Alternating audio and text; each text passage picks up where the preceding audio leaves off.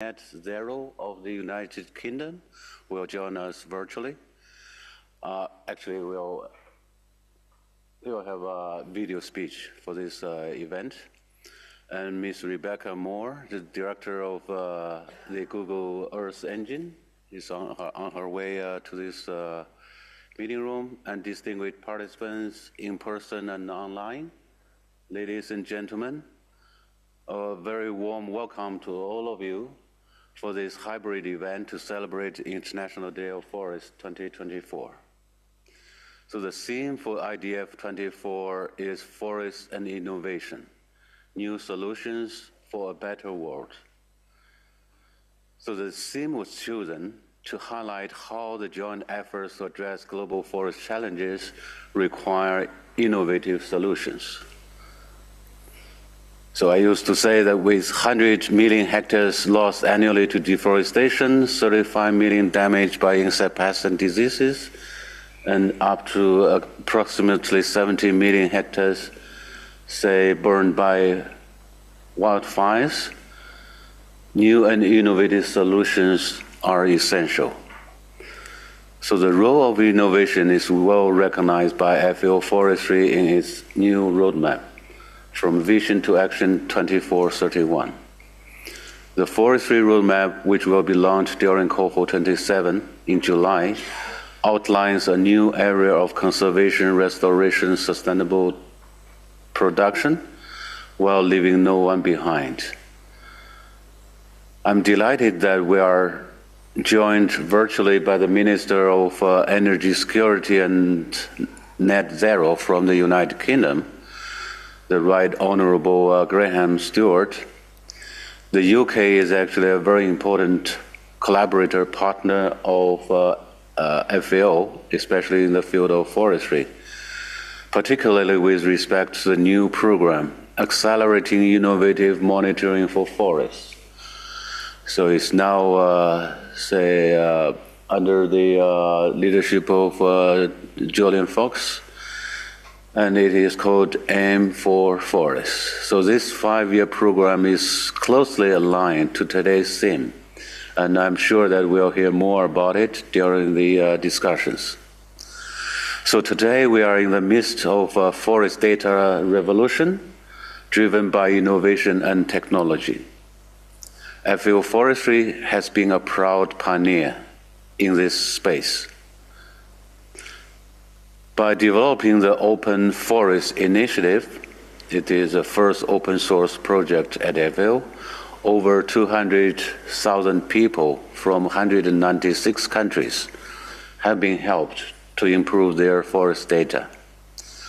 Open Forest is now used by 90% of the forest submissions to UNFCCC. I think it's 90% out of 63 countries are using this FAO Open Forest Data Platform. And the improved forest data is resulting in positive actions on the ground. Much of this technological innovation has evolved through partnership, such as that with Google. So I'm also delighted that Rebecca Moore, the director of Google Earth Engine, is with us today. And in signing a new MOU between Google Engine and FAO, we are scaling up our partnership and cementing it for years to come, as well as strive to meet the SDGs. We reach a further milestone today in the launch of a new next-generation mobile application under the Open Forest banner called Ground, which has been jointly developed over the past 2 years by FAO and Google. This app has been specifically designed to empower indigenous peoples, smallholders, local communities in the actions on the ground. So, colleagues, ladies and gentlemen, as we acknowledge our progress and benefits of this data revolution, we must also recognize how much work we still have to do. There is a need to scale up innovation to halt deforestation and catalyze progress under the UN Decade for Ecosystem Restoration. We must develop early warning systems for fires and also continue to empower indigenous peoples as forest custodians. Enhancing the role of wood and forest products is also very key. So by increasing the development of materials derived from forests and trees, we can substitute plastics, building materials, fabrics, medicines, and many other everyday items with sustainable forest products. And FAO is steadfast in this support. Innovation is at the heart of this support to develop new solutions for a better world. So I hope you engage fully in these sessions, which in turn will produce concrete results towards our shared goals. Thank you. Over to you, Julian.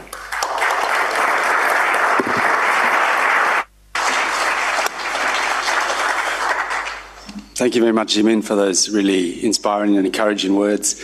We now have a video message from the Right Honourable Graham Stewart, the Minister for Energy Security and Net Zero from the United Kingdom. Thank you. Hello, and happy International Day of Forests. I'm sorry I can't be with you in person, but I still wanted to send this message. As the UK's Minister for Energy Security and Net Zero, I'm determined the UK continues its support for the protection of forests. At COP28, I was pleased to see how prominent forests were in the negotiations, as indeed they should be.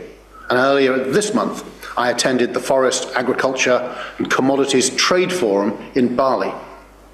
As co-chair of the discussions, I heard from delegates about the changes they're making to ensure the production of commodities like palm oil and chocolate doesn't come at the expense of forests. In fact, I didn't just hear about it, I saw it with my own eyes. I was able to visit the Wanagiri forest where they produce sustainable coffee, and I was particularly impressed by their tree adopter program, which protects the forest while adding to the local economy. And I'm pleased to say I'm now the very proud sponsor of an adopted tree. To me, it's a reminder that stopping deforestation requires global coordination, just as you're doing today. But smaller actions, one tree at a time, can also make a real difference for local communities. Our forests are a legacy of our past, but also a key to our future, because there's no pathway to the 1.5-degree Paris target without urgently halting global deforestation. Now that's why the UK has provided £24.5 million to establish AIM for forests, and we're proud to work with the UN, FAO and other organisations on the programme. Since its launch 1 year ago, AIM for Forests is already supporting 11 countries. And by harnessing our world-leading universities and research organisations to deliver tools and data that can help protect forests. We've got in-person workshops and certified e-learning courses which have already reached more than 1,200 people. And about 40% of those attendees were women, and more than 100 were from indigenous peoples or members of local communities to the forest concerned. And today, I'm delighted to announce that we're committing a further £6 million for the Zambia Integrated Forest Landscape Programme. This funding will help them to expand climate-smart agriculture practices so they can tackle drivers of deforestation. The UK is proud to share its innovative technology and provide climate finance to projects that need it, so that together we can end deforestation. And I'm certain that today your discussions will help us reach this important goal. Thank you.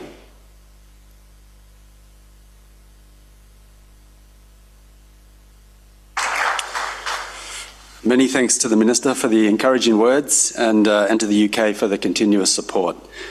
We would now like to launch the International Day of Forests video. If we can play the video, please. Thank you.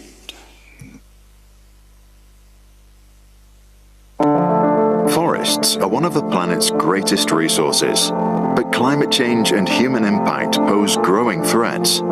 Thanks to cutting-edge advances in technology, new tools are making it possible to address these challenges. One of the front lines for forest innovation is here in Papua New Guinea, which is home to the world's third largest rainforest and 7% of global biodiversity. In this Pacific island nation, 97% of the land is under customary ownership. This means it belongs to the people. Now mi stop. Sabas mi laganim boda blomiet. Mi wokopot ngoy. Mi amamas lo olim samding na. Look long this land met me lokate ol bush blomin. Papua New Guinea's indigenous peoples are now using advanced technology to monitor their forests. We are in the midst of a forest data revolution, and the Food and Agriculture Organization of the United Nations is at the forefront of this. Here in Papua New Guinea, we are supporting the government and local communities to collect new data to boost their efforts to protect, restore and sustainably used forests. Elsewhere, remote sensing and monitoring is also helping to fight fires, one of the main threats to forests, by creating early warning systems and reducing fire risk. But innovation is not just changing the way we monitor forests. Innovation is also pushing the boundaries of what we can do with wood and forest products. By 2030, we will have to house an additional 3 billion people. But the construction sector alone is responsible for approximately 37% of energy and process-related greenhouse gas emissions. We do need to try and find a better way to build housing, and this is where mass timber comes into play. It reduces the carbon footprint of buildings and it stores carbon for its lifetime. And this can make wood-based construction almost an extension of our forests. And the list of new applications is constantly growing, from packaging to cosmetics. State-of-the-art wood-based products are also being used in medicine, for example in casts, biodegradable medical equipment, and even antimicrobial creams. And they are also starting to increase sustainability in the clothing and fashion industry, with around 60% of all textiles currently estimated to be plastic-based. People really want to know what their clothes are made of and choose better, more responsible options. I think using wood-based materials could be a game changer. I can see so many possibilities that these kind of materials can bring to the fashion industry, and it's super exciting to be part of it. From new ways to monitor and protect our forests to breakthroughs paving the way for greater sustainability, forest innovations are set to play a key role in tackling global challenges for our planet.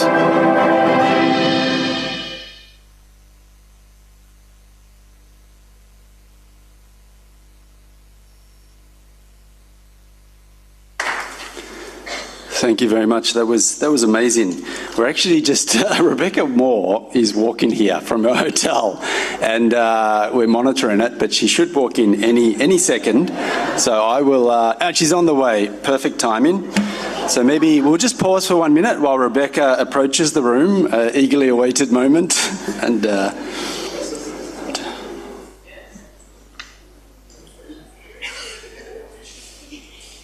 Nothing like keeping us suspenseful on a day like today. And here she is, Rebecca Moore.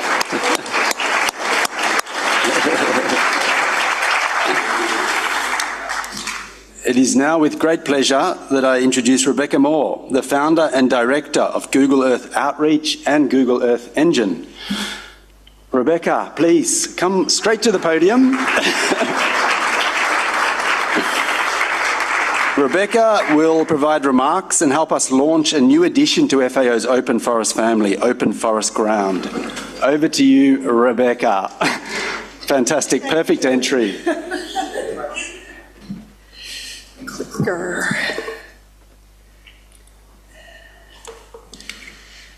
Hello, everyone. Hopefully worth waiting for. And this is perfect. Good afternoon, everyone. It's really a pleasure to be here representing Google and the Google Earth team. We have, let me back up here. Yes, we're going to talk about turning pixels into knowledge and action through technology, innovation, and partnerships. And yes, our informal partnership began with FAO in 2010 when we made the first visit and began having our staff meet with FAO staff. And then we developed conviction that there was definitely a very strong partnership to be held between Google and FAO. FAO with working directly with all the countries, driving impact on the ground, and Google providing technology innovation. And so I was actually here in 2016 when we presented the partnership, and at that time we had a conundrum. FAO and Google, should we call it GAO or should we call it Foogle? And we never made a decision on that. But the good news is the more material, important things manifested in terms of a lot of progress together. And we're going to speak about that, a little bit of historical and then looking forward. So this is not a news flash for people, but you know, we do face an urgent crisis. The forests of the world and much of the planet is changing dramatically in ways that are observable from space. We're hitting these planetary tipping points where former healthy carbon sinks are becoming carbon sources, like parts of the Amazon. And I mean, the good news is there is now a tremendous amount of public, open, free, near real-time, high-resolution, optical, radar, all kinds of incredible data that is available to help us understand what's happening, create transparency, and drive action, turning pixels into actionable information. But it was very, very difficult for any normal institution to do that, given the scale of the data. So that motivated us as Google to employ the power of the Google Cloud, and we built a platform called Google Earth Engine that we announced at COP16, and it brings together, it was the first cloud-native planetary-scale geospatial analytics platform with a, data catalog updating every 15 minutes, co-located with massive computational resources, and a really growing, thriving ecosystem of users. So again, the innovation was connecting all of this data coming in, hosting it with an analysis-ready form with processor capability. And again, many of you are probably very familiar with this, but when we first launched Earth Engine, there was kind of a skepticism, like, what is this Google thing and why do we think it should work? And I have to credit Matt Hansen of University of Maryland, who kicked the tires a little bit, and he was like, okay, let's give it a try to do, the first Landsat scale, i.e. high resolution map of forest cover and change. That came out in 2013. It was 1 million hours of computation, but because we ran it on 10,000 computers in parallel, we had the result in a few days as opposed to 15 years, which is what it would have taken on a single computer. So then people began to go, okay, maybe there's something here with this cloud-powered remote sensing. A tremendous partnership with WRI on Global Forest Watch. These near real-time alerts, also powered by Matt Hansen's lab, are publishing live in Forest Watch for action to be taken. They have done some really good work recently around documenting and providing evidence of the impact of Forest Watch. There's been a lot of uptake by indigenous communities with a lot of successes in reducing deforestation. So Earth Engine really has emerged as a very powerful platform for sustainability, both science and operational decision-making, tools like Global Forest Watch, the projects with UNFAO that we're going to talk about, and then private sector using it as a tool to meet their commitments around sustainable supply chain. So we'll talk about that a bit more. Here's an example of a fantastic application built by FAO in the days when we were still trying to figure out if it was GAU or FUGL. But meanwhile, people like Eric Lindquist and Ansi and folks went to work, and they created this fantastic tool called CEPL that is helping countries understand, monitor, measure their forests and provide documentation for UN REDD or REDD Plus support. And this is just like one image, again, powered by Earth Engine, that I find interesting because it's using the power of Earth Engine to look at the pattern of a pixel when deforestation happens over time or when degradation happens. So that's for the nerds. But backing away from nerds to, hey Eric, to what this is all about at the end of the day, we've been really excited to see, and this is new information that we have not talked about publicly until today, and only because through the deep partnership with FAO, there's extensive documentation and evidence of this point that a number of countries, going back over the past 10 years or so, have used Earth Engine and the FAO tools powered by Earth Engine to avoid almost 100 megatons of forest-related carbon, 95 megatons. And if anyone wants to know the gory details on that number, which I'm sure some of you will, we have a blog post coming out today that speaks more about that. Restoration, of course, is critical alongside avoiding deforestation. I know Tom Crowther is here, and I'm excited about the panel he's going to be leading. His team used Earth Engine to do the first high-resolution study of suitability for restoration, looking at every hectare on the planet. That was published in Science and then updated recently in Nature, confirming their findings. And again, I don't want to say too much more about it because he's here and he can speak more authoritatively, but what we've been excited to see is the first powering the science and then powering an operational application that's being used by more than 100,000 projects around the ground to plan and execute, implement restoration projects. I think it is the biggest, most successful platform right now for restoration. And they're measuring all kinds of, co-benefits of that, such as carbon emission reduction.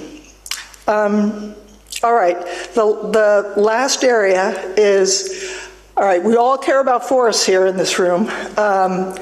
If you want to understand what's happening in forests, you have to understand the drivers of deforestation, which often relate to conversion of forests for agriculture, or I've learned recently, aquaculture, mangroves being converted for aquaculture.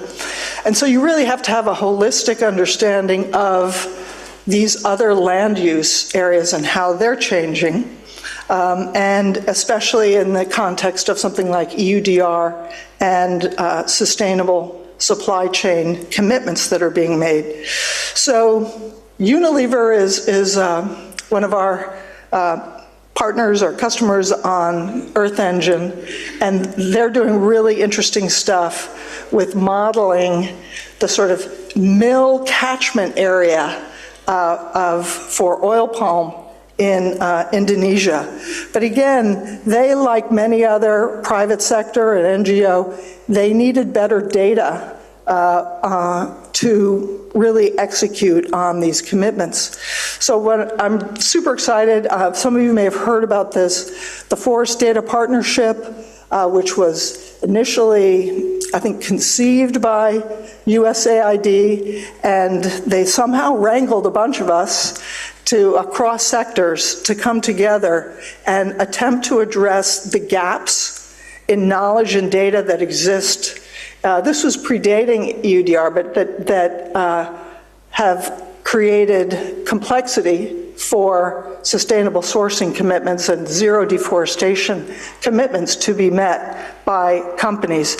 So we formed this. We're kind of the tech arm of it, but you've got WRI, NASA Surveyor, Unilever, I mentioned WRI, and of course FAO has been a very strong partner in this.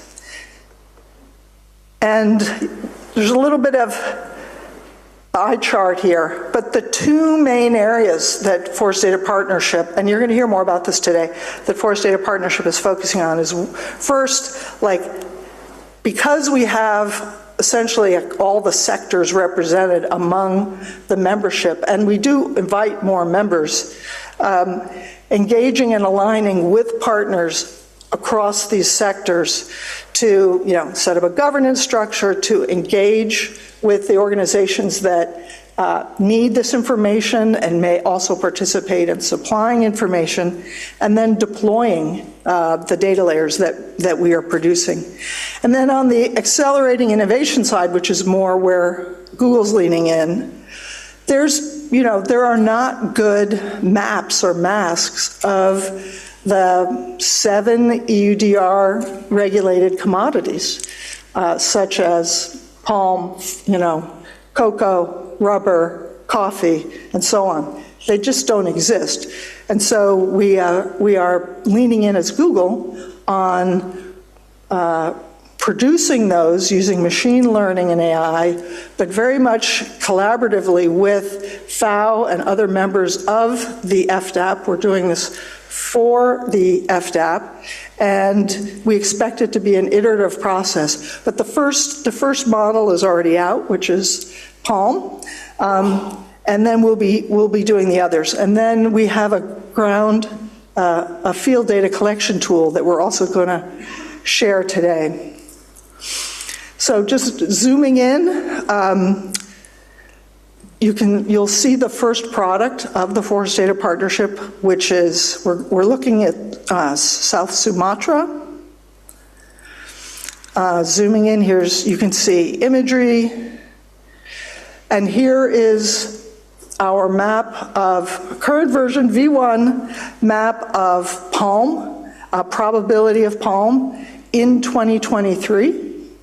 And then this is the probability of palm in 2020.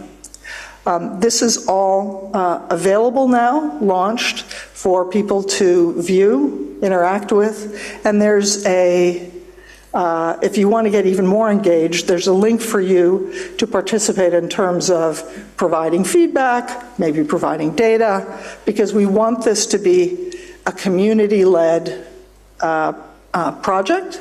Everything's open, public, open, free. The last area, if they don't hook me off the stage, is in going through this work over all these years together with FAO, we've learned a lot about what gaps are, and we're filling those gaps. And one of them is really that there hasn't been enough meaningful engagement and participation of local and indigenous communities, who often are the experts on what's happening on their lands or adjacent lands, but they haven't had the tooling and engagement to meaningfully participate in many cases. And meanwhile, NGOs and governments and private sector organizations all also need ground-based data, field data, to inform understanding what's happening, validate models, and so on. But there are just tremendous challenges around that. So today, with FAO, we're announcing a new tool that will be part of the legendary, I would say, FAO open source suite called Open Forests, that today has tools like Collect Earth. This will join that as an open source tool called Ground. Our goal is to democratize mapping and field data collection at scale. There's a link there if you want to learn more about it. But just imagine that it's a native Android app with a web-based side for dispatching and organizing the tasks that will happen in the field. It contains very good resolution imagery globally that has come from Google Earth and in some cases produced by Earth Engine. You can run in offline mode, and then there are various tools for drawing, annotating, capturing information, and so on.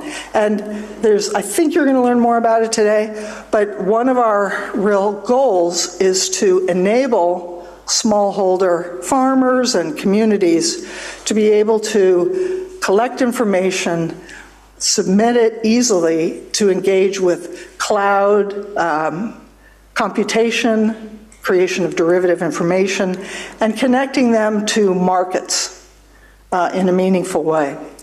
This is some field trials that have gone on with Ground. So with that kind of whirlwind tour, I did want to say that we really, as Google, tremendously value the partnership with FAO. I feel that it brings together very complementary strengths that is creating benefit for countries, communities, people around the world. So thank you.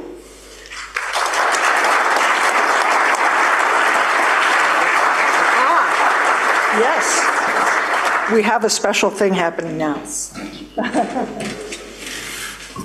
Thank you so much, Rebecca. That was worth the wait, although I did have 5 heart attacks while I was waiting for you. So yeah, we have a very special moment. In fact, we are signing into implementation a new memorandum of understanding between FAO and Google. It will run for the next 4 years and marks a significant scaling up of our collaboration to accelerate technical innovation for the implementation of FAO's strategic framework and the agenda of the Sustainable Development Goals. So I have a beautiful document here and a beautiful pen, and it'll be a great photo opportunity, but Jimin and Rebecca will sign the MOU. One moment.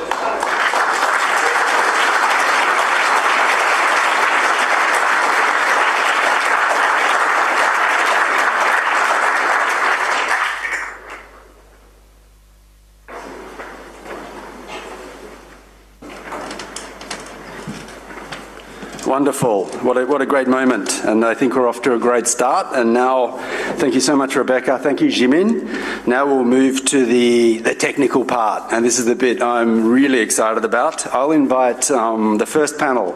Please join me on the stage. Thank you, Jimin. Thank you. I'll introduce Till Neef, who's our moderator, to talk about the incredible impact we've seen in terms of innovation and technology in enabling forest-based reporting and climate action.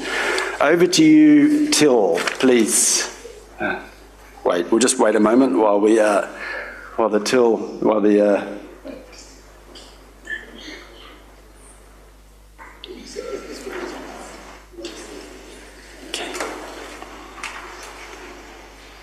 to you, Till. Please go for it.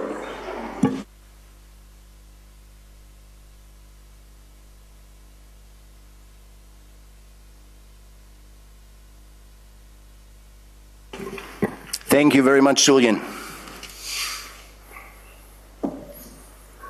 Thank you very much, Julian. And as Julian already said, we are here to set out to prove that foresters are a really innovative bunch. That's what he said, I think, in order to introduce the whole day. And you will see that the whole afternoon consists of a series of sessions on innovation and forests, especially innovation and forest monitoring. And this specifically is the session on innovation and forest monitoring and international reporting of countries, which is really one of the big topics for much of our work here at FAO. And, well, it's not something that happened and started yesterday. International reporting has been around since around the 1940s, 1950s, and it started here at FAO with the Global Forest Resource Assessments. It started, I think, in 1948, although I'm sure there's people in this room that can say that more precise than I could. And it's still around, it's still happening. Now then, international reporting really took more center stage and got reloaded with the Rio Conventions in the 1990s. And now there's a number of streams really where countries report internationally. We will be speaking about this. We will be speaking about the technical innovation that make that possible and that contribute to enhancing the accuracy and the reliability and the robustness of the data in this. Now, we have a panel discussion about this, and I'll introduce the panel in a minute, but we get started with a keynote presentation. With a keynote presentation by Marike Sandker. And Marike, you please deliver your keynote, and then afterwards I will introduce the panel, and then we will have a very good discussion. Marike, please, over to you. Oh yeah, I should introduce Marike properly, of course. Marike is, well, maybe you self-introduce, Marike, would that be okay? Sure, I can do that. So good afternoon, everybody. My name is Marike Sandker, and I'm coordinating the support on measuring, reporting, and verification in FAO. Okay, I have a presentation.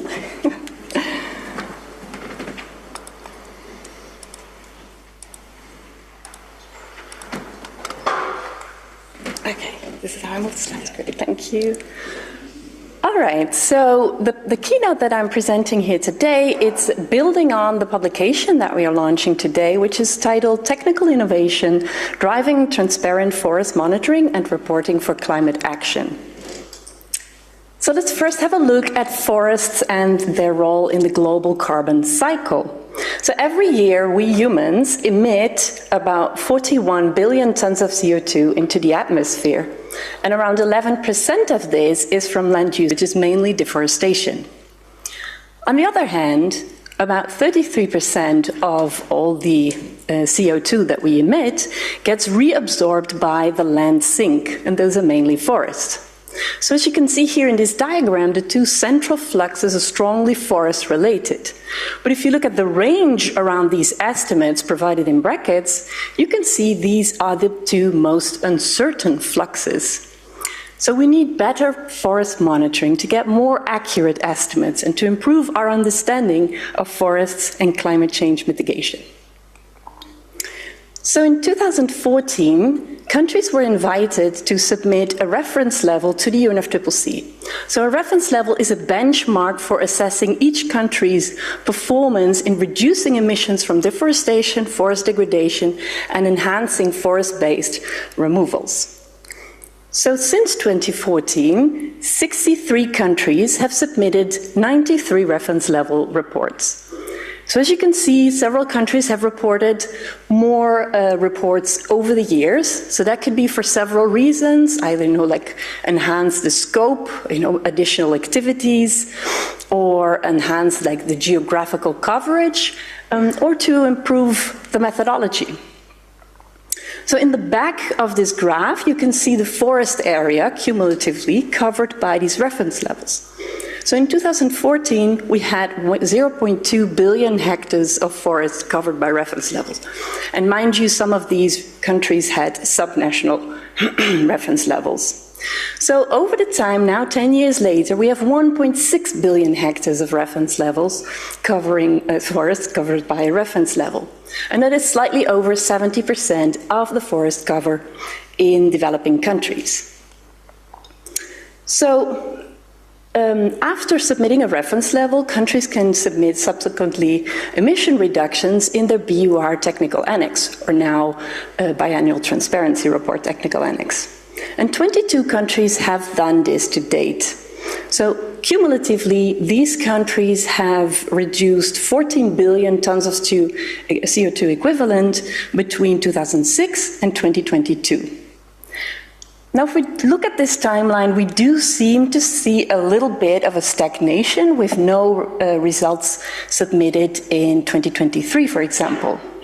Now, that could be for multiple reasons. One of the reasons could be the lack of climate finance for UNFCCC submitted emission reductions. So since 2020, there has not been any finance available under the Green Climate Fund for REDD+ emission reductions. And there still is no clarity yet on the future.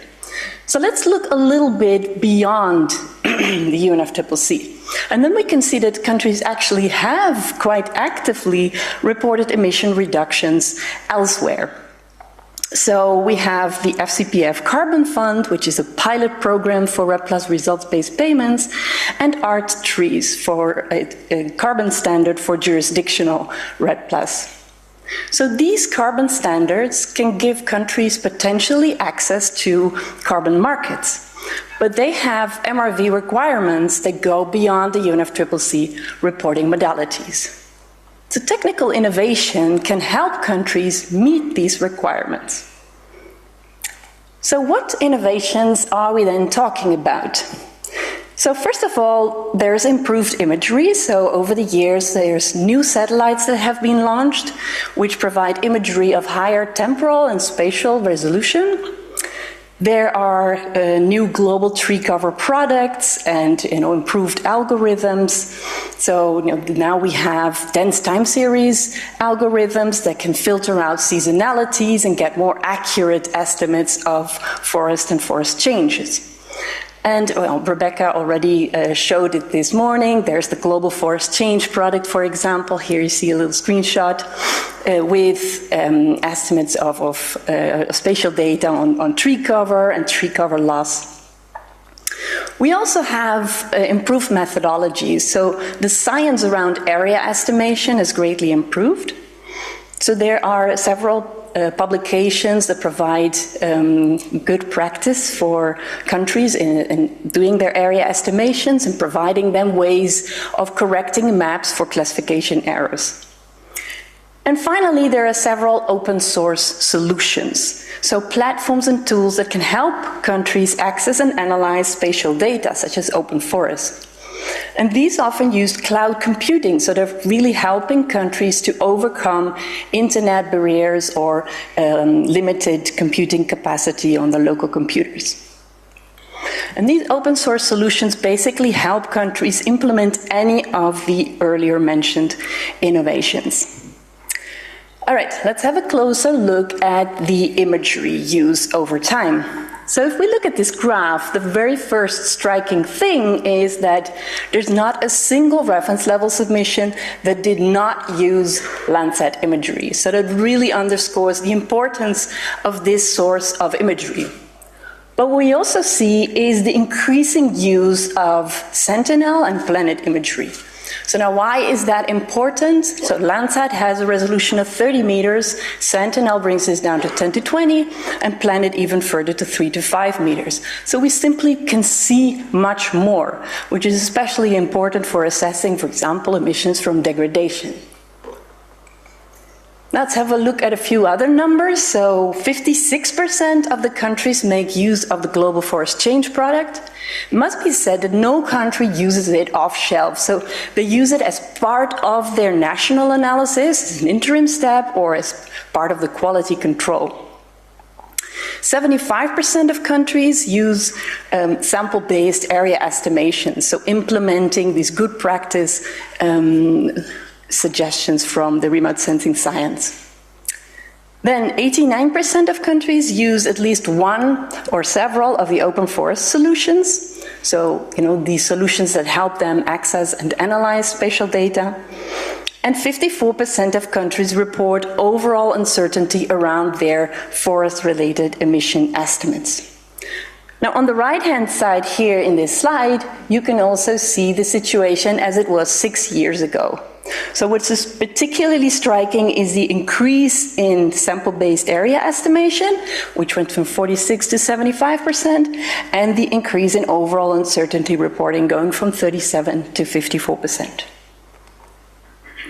So in conclusion, we can see a lot of progress that's been made by countries, and countries really took advantage of technical innovations to improve their estimates. So we need this better monitoring for enhanced transparency and to understand the role of forests in climate change mitigation. But beyond this, enhanced transparency also builds trust, and trust is needed if we want more investments in forest-related emission reductions. So these technologies actually can help countries give access to climate finance. Now, many of the nationally determined contributions by countries have forest-related targets, but many of these are conditional to international finance. So, if we want to really help forests meet the Paris Agreement goals, countries should really be able to unlock this finance and realize their NDC targets. Thank you. Thank you, Marieke.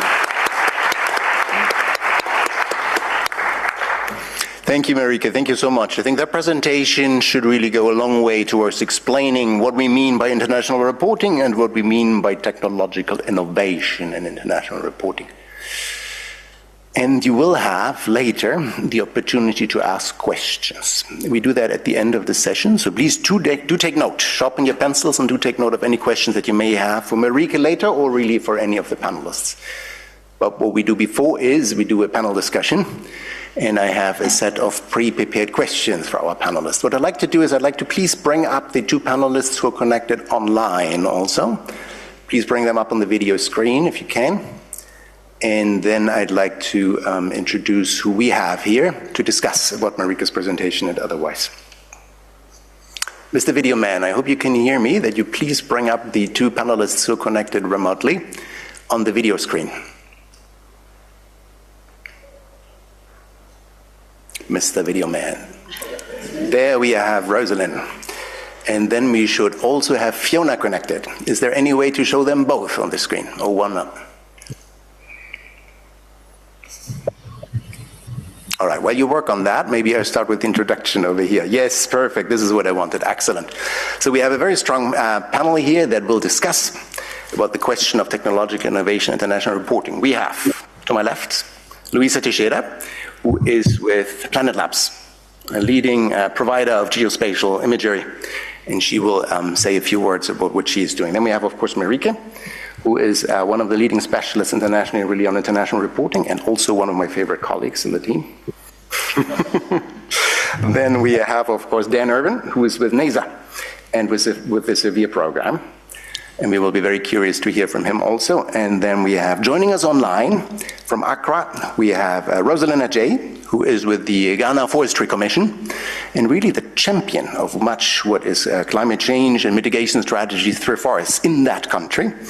Really curious to hear some of her words. And then we have Fiona Stringer. Fiona Stringer with the International Forest Unit of the UK.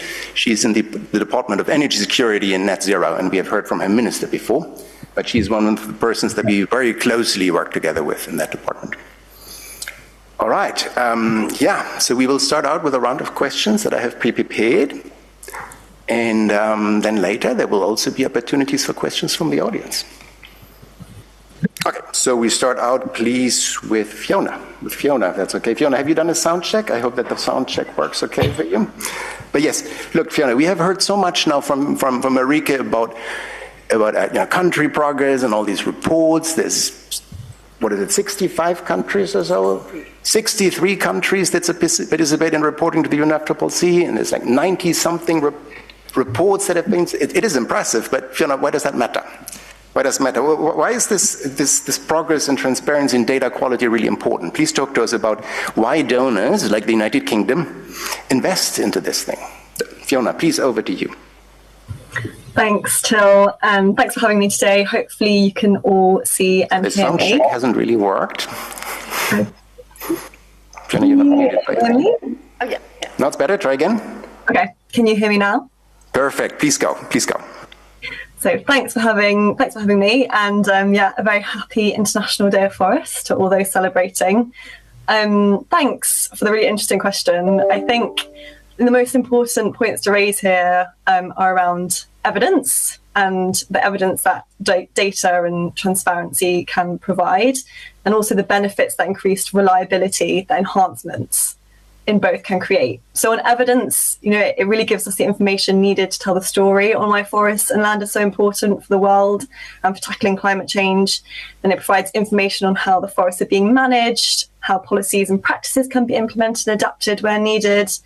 And providing this in an open source and transparent approach means that we can really demonstrate that reliability and the replicability of data reporting and support countries to be able to effectively report and contribute to their international climate and nature commitments. I think for us, it's really critical to understand where climate finance is most needed, to have this high quality data and the usability of that high quality data to see where it adds most value. I think for us in the UK and for many others, investment in robust methods and innovation to generate high quality data and ensure transparency also really provides a pathway to catalyse much larger opportunities for forest countries, including accessing results-based payments and potential forest carbon market opportunities. And we can really see that through the figures that Marieke mentions with increased reporting to these reputable forest carbon standards.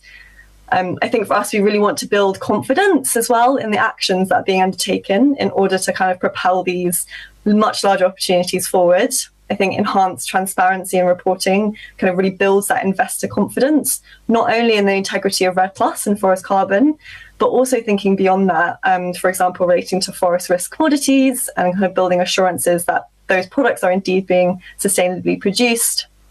I think it's why the UK offers such a range of avenues to accelerate transparency and data quality, including the Aim for Forest programme, which we're really excited to be working with FAO on, but also through kind of our other World Bank REDD+ initiatives, through the REDD Early Movers programme, through UK Pact, as well as the work under the FACT dialogue, which our Minister mentioned earlier as well. So really, I think, technical innovation, advancements in data are really the backbone for countries to understand and use their data to kind of provide broader international assurances on that data and to gain the much needed access to finance both climate and carbon. Thanks. Thank you, Fiona. Thank you, Fiona. All right, so a few words that come up here is international assurances, trust. Marieke used that word, no? Data quality, Fiona spoke about that. Let's hear about Planet Labs. Let's hear from Louisa. Planet imagery has come up a number of times already. I haven't taken account, you probably have. So what are you trying to do? Well, why is Planet Labs important? And what is it that you can do with that planet imagery that you cannot do with the more traditional data set, Landsat imagery and whatnot? So thank you, and thank you for the invitation to be here today and to share a little bit from our side. I think that, for the people that know the satellite images and the kind of constellations that we're talking about today, I think what really comes up immediately is the high frequency of data that Planet can provide. So typically image all the landmass of the world almost every day, which is quite a lot more frequently than Landsat, a bit more than Sentinel that Marieke also mentioned in the report. But in fact, we tend to see and tend to even work from Planet's side looking into how the data can be used all together. So these data are not necessarily competing with each other, but they really complement each other in terms of different needs and temporal stacks. I think another advantage of Planet data, or a unique value, let's call it, it could be the higher resolution that we offer. It's higher than both Landsat and Sentinel. But of course, it's also a commercial data set, so it does offer as well, poses a bit of problems in terms of access or maybe obstacles. But those can be, of course, worked around, and we've seen that a lot of the countries are able to use Planet's data through different avenues of access that are done in cooperation with different organizations, including with FAO. Thank you, Louisa. More frequent, higher resolution. That's a few strong arguments for using that data set, surely, yes. But let's hear from Rosalind then. Rosalind works, of course, in a forest country. And Rosalind, see, then there's all this talk about higher data quality, more sophisticated methods. You hear uncertainty analysis, sample-based area estimation, all these novel, innovative, all of that sounds great, but then from the perspective of the forest country, that means that you would have to have a team that actually works on these things and constantly follows all these technical innovations and builds them into, well, Ghana's forestry reporting in that case. Please talk to us about how you manage that process. How do you manage that process with necessarily limited resources? Rosalind, over to you, please. Thank you very much, Till, and a very good afternoon from Accra, Ghana. I hope I can be heard very well. And yes.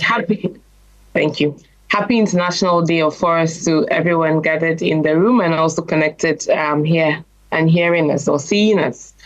And thank you for having Ghana on this panel. So sorry I couldn't be in Rome physically, but I hope to be soon because I was really looking forward to this. So, Till, you asked a very important question. But for a forest country, even though we have these complexities, the ultimate question for us is what sort of accuracy can we have in the processes or in the methods that we are deploying? What sort of levels of uncertainty can we have in those methods as well?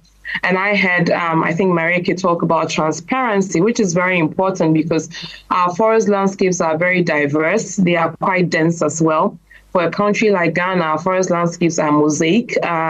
We have different tree crops intertwined with the economical forest crops and also the trees. And so that makes it quite a very dense landscape. And of course, we have our local communities also who depend on these forest resources. And of course, the macroeconomy that also depends on it because, for example, I mentioned cocoa and others, which are really the backbone of the country. And of course, Ghana also being an agrarian country means that we also have agricultural landscapes in these same forest landscapes. So to have methods or to be able to generate data that helps us reduce uncertainty, that gives us more accuracy, and ultimately enhances transparency across the different stakeholders, private sector, local communities, governments, CSOs, NGOs, is very important to us. And that comes at a cost, and that comes with a tall lot of things to do. However, during the readiness phase of Ghana, so Marieke mentioned when she was talking in the FCPF slides, you see that Ghana was significantly in there. Also in the submissions to UNFCCC, we were in there. We have been working at this since 2008 through the FCPF process with the World Bank. And in that process, we decided to establish thematic working groups. So we have a thematic working group for safeguards. We have one for consultation and participation. We have for demonstration of REDD+ interventions. We have for policy conversations. And we have for measurements, reporting, and verification. And that is more contextualized for this particular question that you have asked. Now, that group has been very useful in helping us walk through the different phases of the evolving methods and also being able to develop the right data sets and even identifying what sort of data sets we are going to use. It is a multi-stakeholder group, not just made up of people from government, but we have research and academia in there. And then, of course, we also have representatives from other private entities who are not necessarily within the space of either government or research and academia. And we also have representation from NGOs and CSOs. Now, that group has been very solid, helping us with the technical expertise that matches up also to give the right feedback to the political leadership that we have on the best methods and approaches for the kind of landscape that we have. When we started working with the FCPF, we were using wall-to-wall maps. We realized that the accuracy of our maps were a challenge. And then together with our stakeholders in Ghana through different consultations and with the support of the World Bank, Ghana identified that we can have the FAO come in to help us to use a different methodology, the sample-based methodology. And here, let me give huge shout-outs to Marieke and her team. Till, you mentioned that Marieke is your favorite. She can't be more of your favorite than she is for me. Marieke is amazing. She's a superstar for me. In Ghana, we hail her all the time. She came in with her team, Remy. I can't remember all the names, but they were phenomenal in taking us through all the different stages of using this new approach, having the needed stakeholder consultations, understanding the pros and cons of this approach over developing the conventional maps that we have always battled with. And through that particular process, we have been able to relieve the pressure. But of course, there have been also significant aspects that up till now as a country, we do not have the full scope to undertake on our own. And so we have benefited from a lot of hand-holding, which still gives us pressure because we keep asking ourselves, what if we don't have the support of the FAO again? To what extent have we built that capacity?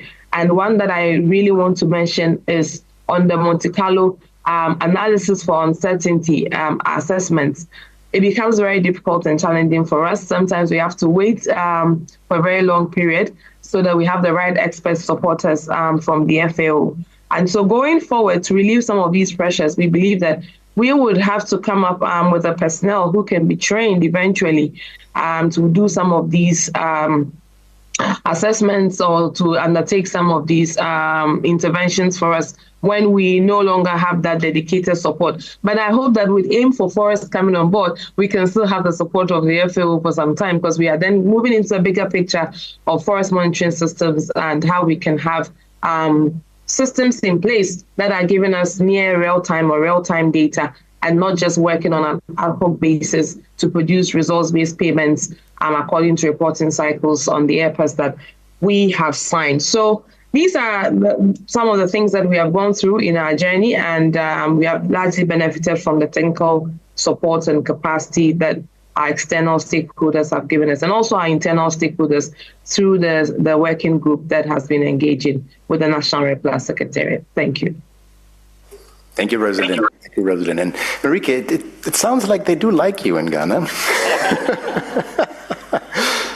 Let's hear a bit more from you. You already spoke to us about country reporting and how it has been developed, but let's place this into perspective a bit. Talk to us about, if you look back, and not only 5 years back, but let's look like 10 years back, 20 years back, 2004, 2014, where were countries at that time, country reporting internationally? Thank you for that question, Till. So, yeah, it was a whole different situation, I must say, at that time. And maybe most relevant here to mention is this this paper by Nesha and colleagues. So they looked at the capacities of forest countries reporting to the Global Forest Resources Assessment in 2005 and compared the capacities in 2020. And what they found is that the number of countries with high to very high capacities in remote sensing and national forest inventories, it basically doubled over that 15-year period. So we really see a massive shift in reporting, and the progress is actually most pronounced in tropical countries. So it's quite likely that a lot of this is explained by countries' aspirations to participate in REDD+ and to get access to climate finance through forest-based emission reductions. So, REDD+ really pushed or really helped a lot in the capacity development and really helped to improve the quality of data from forest countries over time. Enormous progress then, no? Look, but this was really just to prepare the question for Dan that's coming now, which is, what do you think 10 years from now, looking into the future, not back, but 10 years from now, where are we going to be then? And what do you see as the main engine of innovation? What do you think, what's in stock for us? Dan, please. Thanks, Till, and it's great to be here. Actually, before I go forward, I want to look back as well, because I've been in the field, satellite remote sensing, for 30 years, and I see a lot of young people in the audience. 30 years ago, one Landsat scene, and even at NASA, we had to buy data. So we built the satellite, we launched the satellite, and then we had to buy our own data back. And that was at NASA, and a scene cost $2,500, and it was reduced to around $500 per scene, 185 kilometers on a side, 30-meter resolution. And you can imagine, I mean, we'd complain at NASA to buy our own data back. You could imagine, somebody, a student or an NGO or a country that needed that data, and it was almost impossible to get. And then things started changing. Of course, well, I mean, before, even in that time, just to process that one image, I remember on my 486 computer, I'd have to let it go overnight to do one process and hope that the power didn't blink and I didn't lose it or something went wrong and come back and I'd hope I'd get something in the morning. I was thinking about what Rebecca said, and I think we still would, if we were doing that first analysis on that single computer, we still have 4 more years to go. And then things started changing. In 2008, the US government made Landsat data free and open. And there was a massive shift in the use of that data. People started using it, the return on investment, there was a study done by USGS, the return on investment was massive when the data became free and open. And then the Europeans followed suit with Sentinel, which is extraordinary. So data started becoming available. And then, we started seeing, and I was just blown away this morning to see the demos of all of the tools that we're seeing. So we went from, data being really hard to get, running on, on slow, single computers, to now unbelievable tools like we heard about Ground or Seeple or WISP or Collect Earth Online or Google Earth Engine, which, is enabling us to process, from that one scene overnight to an entire continent in seconds, to capabilities like Carto that are really connecting so many dots. And so I think, looking forward as we continue to look into the future, I think partnerships are more important than ever. We talked about the Forest Data Partnership this morning, bringing together, so many unique partners. I mean, really strange bedfellows, effectively, coming together to solve some of the world's biggest challenges. And it really takes that creativity to do that. I lead the Surveyor program, which, we've been around for 19 years. And, when we started it, it was NASA, a space agency, right? We travel into space, we look into the depths of space, we use the vantage point of space to look back on our home planet, and partnering with USAID, our foreign assistance development agency that works in 100 countries around the world. And at first people are like, that's crazy. But I think it's these really diverse partnerships that we see, whether it be in my own program or Forest Data Partnership or so many others that are really, that's really where the magic happens. And I think it's, that as we move forward and we look into 2034 into the future, I think what's so important is open data. I think that the planet data has been just a game changer, and NICFI, enabling that to become available to so many people around the world. I'd argue that that's probably one of the 5 most important data sets in the history of remote sensing. I won't name the other 4, but I'll put it in the top 5. I mean, it's just extraordinary, and the fact that people around the, I travel to so many countries and see people talking about that data and using that data, and I'm really taken. I mean, I really think it is a data and technology revolution.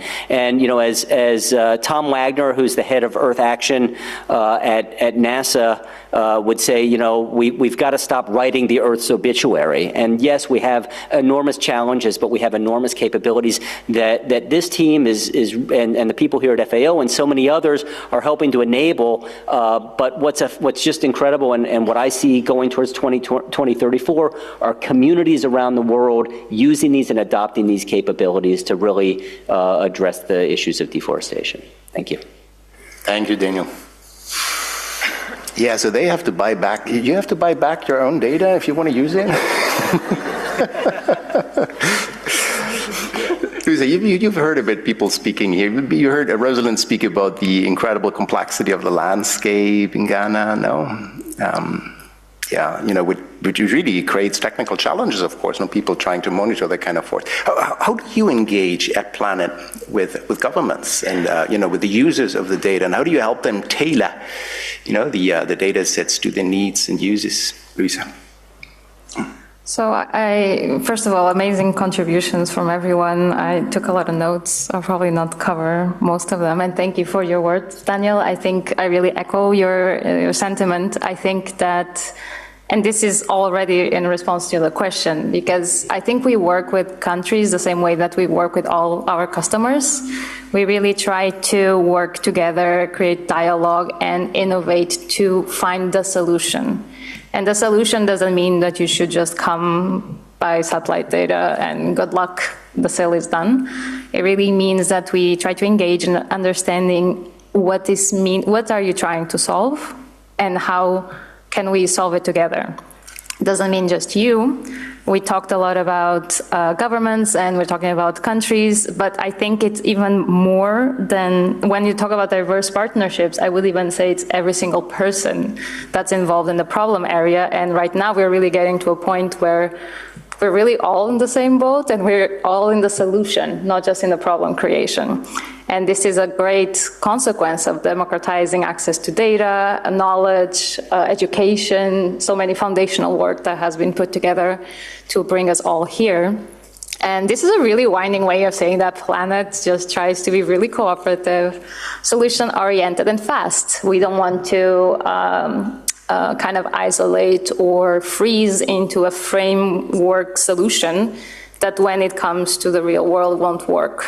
So we want to really be nimble and try to move forward together with the problem. And as that evolves, we want to go with it.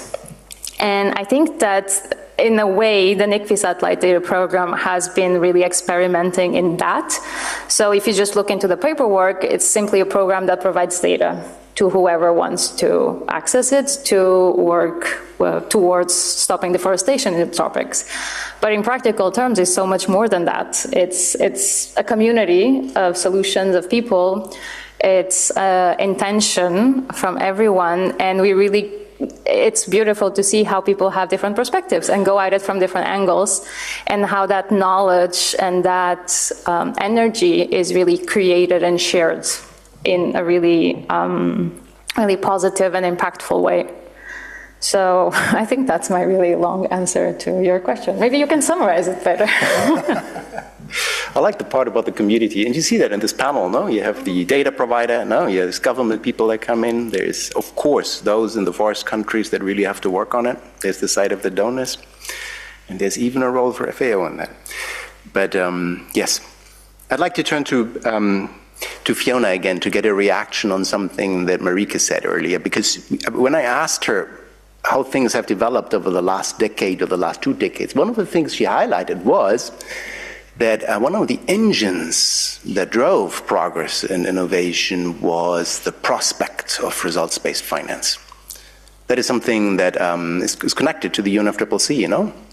It's something that went under the label REDD+ for a long time. Yeah, and I'd like to really hear from Fiona about this. Fiona works for the UK, you know, which is one of the donors, really, for such results-based finance. And from a donor's perspective, you ask yourself, how good is that data, no? Fiona, it would be interesting if you gave a few views on that, no? Because there's a lot of countries that work towards reporting on emissions and emission reductions, and technological innovation is important to get towards robust estimates, but years and years into the process, how ready are the countries? How ready are they, you know, from the perspective of a major donor in this? Fiona, over to you, please, for a few reflections on this, please. Thanks, Till. And yeah, it's really interesting reflections. And I think we do see, I guess, varied stages of progress for many different countries. And you can really see that through the varying reporting submissions that Marika presented as well. But we also obviously see that countries have made such huge amounts of progress on enhancing transparency, generating data, using these higher resolution imagery and open source platforms, and reporting to these much more stringent expectations under these high integrity standards such as FCPF and ARC-trees. But obviously we also completely acknowledge and recognise that the policy context is continually shifting and evolving, and I think that's why we understand that support needs to be provided in a way that's tailored and country-led, and also prioritises that future sustainability of those elements as well. I think that's the kind of approach that we take for much of our programming, to kind of help unblock the challenges that countries face. Aim for Forests is obviously a very critical part of that, to kind of provide support based on new technologies and innovation, but not only that, to ensure that it prioritises transferring that capacity to forest countries and their communities, depending on specific needs, specific contexts, and the various progress that they've made already, and to ultimately be country-owned. As Rosalind so rightly mentioned, the importance of ensuring that that happens. So this has really been through kind of e-learnings and courses, but also kind of direct support packages targeted within currently 11 countries through Aim for Forests, but hoping to expand that to 20 in the lifetime of the programme. And that focuses on institutionalising forest monitoring, and also kind of ensuring that capacity is transferred, as well as to Indigenous people and local communities. So I think it's with that kind of thinking, with that approach, where we combine technological advancements that we've been discussing here today with tailored capacity building and inclusion and support that's focused on really future-proofing all of this, that we can begin to see that real transformational change. So we're really excited to work with FAO and GFOI and UN-RED and others on Aim for Forests, and really proud to see where it's gone in the last year. Also obviously acknowledge there's a lot more to be done. And also I have to kind of mention the roots of Aim for Forests as well, and give credit to the UK Pact Kenya Impress project, where we worked with FAO and the Uni of Leicester and Kenya Forest Service, and we're transferring a lot of those lessons and successes to Aim for Forests. I think that lesson learning part and the coordination that others have mentioned as well, and community building is really key. I think opportunities for these like wide-reaching engagements through multi-stakeholder platforms such as this, and through GFOI and others, that others have been mentioned as well, is really critical to kind of ensuring we're essentially simplifying the pathway to results-based payment for forest countries. Yeah, thanks. Thank you, Fiona. Thank you, Fiona. And good to hear you say these reflections. Look, we're getting a bit into time trouble here, but I'd really like to have some time also take a few questions from the audience. I hope that people have been thinking while they were listening to things about some real sharp and interesting questions to ask. We also have some microphones in the room, I think. Where's the microphone? It's back there. So in case there are questions from the floor, then I think you can ask that. I think there's a question over here. Maybe we can take 2 or 3, and then we can ask our panelists to respond to them. Can you also say your name, please? Yes. Hi, I'm Michaela Weiss from the World Resources Institute. Thanks so much for the panel. My question is about whether or if you see a role for independent monitoring in country MRV by civil society or academic institutions. Thanks. That's a good question. Independent monitoring. All right, let's take 1 or 2 more questions in order to make this more interesting. There's a question over here.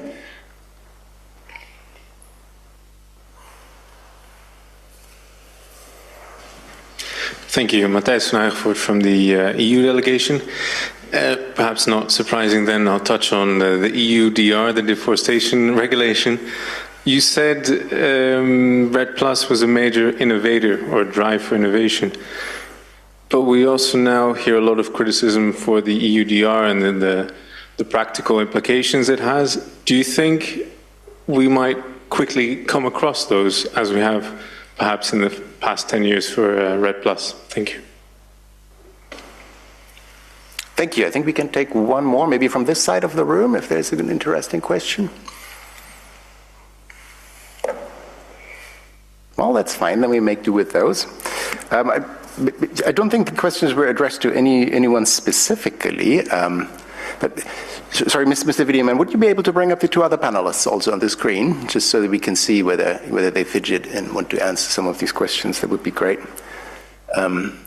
Look, yeah, maybe just start around. Dan, would you be able to get us started with some reflections on this? I think there was a question on independent monitoring, and there was a question on the EUDR also, and how it relates to, REDD+ and whether there can be an engine of innovation.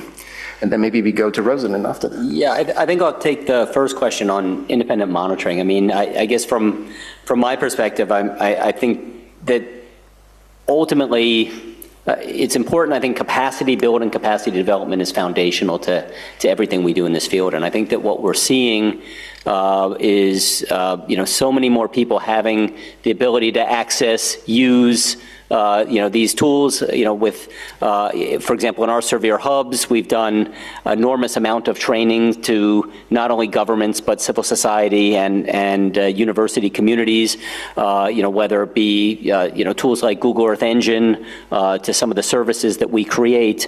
And, we're starting to see incredible transparency and actually checking, you have official government data and you're seeing independent monitoring, really checking across what some of the government monitoring is. So I think that, I think it's important from our perspective. Of course, we're a space agency. We like to see more people using that, but ultimately, the importance of continued capacity building, capacity development to enable, these capabilities, whether it be the data itself or the tools to be used by different communities. Thank you. Thank you, Daniel. Rosalind, you please also take a step. Thank you very much, Till. And those are two fantastic questions. So I start with the independent monitoring question. I think it depends on how a country builds its MRV system, and that will determine how the measurement and reporting is done. For example, in Ghana, I spoke about the MRV working group. They actually help us do the data collection, and then we get into the analysis, and we get into the reporting itself. So CSOs are already part of that. So that process itself is, to some extent, independent because it has different stakeholders. It's not just government-generated data that we are submitting. It is different stakeholders that have generated. So depending on the national circumstances and how the MRV architecture is built for a particular country or a particular program or project, then you can specify whether independent monitoring is already inbuilt into the structure or you want to set it up as a standalone. But I guess the other point also is that when we talk about measurement reporting, let's remember that there is verification. And that's why for results-based payment programs and also for the carbon markets, which have the capacity to help us generate the climate finance that we are talking about, there is a third-party validation and verification. That also that constitutes some level of independent monitoring, because these are third parties who come in to assess what the country has measured and what the country has reported. So at every stage, no matter how you look at it, there is some level of independency in there. Probably who is doing it is what we need to look at. And the question said CSOs. So depending on how a country wants to build that, that is perfectly possible. And we are doing this in Ghana through a collective stakeholder group that has CSOs as well. And the second question on EUDR, I have different reflections on the EUDR. And I just want to say here that for a country like Ghana, we have already laced out a number of challenges we have with the EUDR. But in those challenges, we have never said that the EUDR is not good, because we also want to ensure that we have transparency in our traceability systems, and we are able to actually derive the maximum benefit for our commodities, particularly to local stakeholders and local communities, because if there's any shortchanging, they will be the ones who will be affected the most. And they are in touch with these resources. They constitute, if you talk about cocoa, they constitute the smallholder farmer base that we have. And so if there is any inconsistency in that chain, it will affect them. However, what we are saying is that the EUDR's approach should be one that focuses on the circumstances within a particular landscape. So the EUDR has consistently mentioned that it is regulation that the industry needs to comply with. My question has always been, who is the industry working with? The industry is working with smallholder farmers. Is the EUDR coming in to make smallholder farmers poorer? I don't think so. Is the EUDR coming in place to help us address deforestation? Question is yes.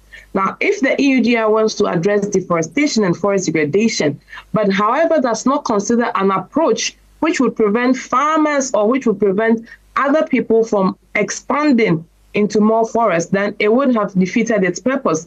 Because, for example, if the forest definition is not what the country is using, for a country like Ghana for RE+, then it becomes a problem.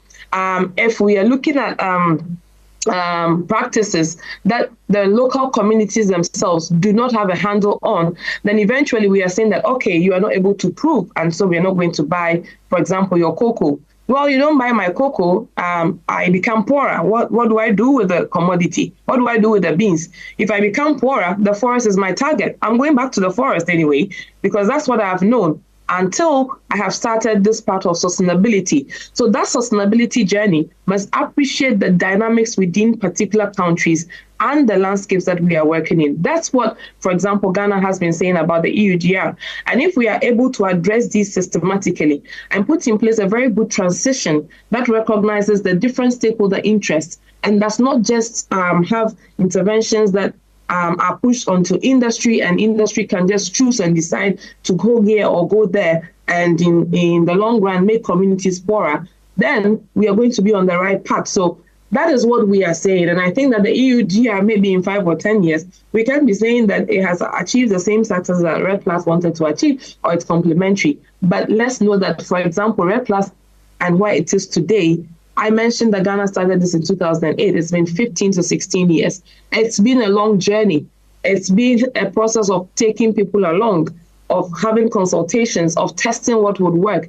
We didn't just start and just have a cut-off date and say, if you are not able to comply by this time, that's it. No, that's not how things work. So if we're able to have that transformative thinking for how the EUDR would work, I believe that it can mimic some of the successes that we have had within our REDD+ journeys. Thank you. Thank you, Rosalind. I can feel the passion when I listen to you, Rosalind. And that is what makes this so exciting and so interesting.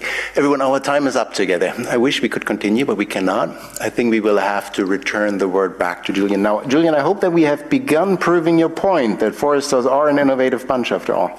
Small applause, please, for this panel.